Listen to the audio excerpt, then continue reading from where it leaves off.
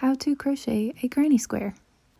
So to get started, I'm going to chain 5 and then I'm going to put a slip stitch into the very first chain to make a loop.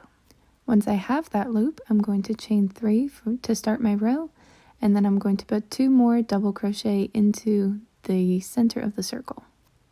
After that, I am going to chain 2, and that'll indicate the first corner. And then I'm going to put 3 more double crochet into the center.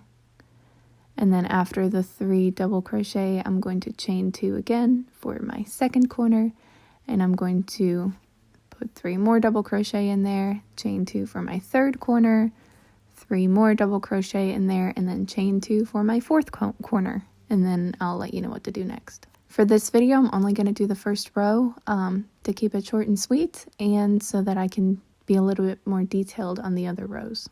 But while you're watching this, here's a fun fact. There are no crochet machines. Every single granny square that you've ever seen has been handmade by somebody.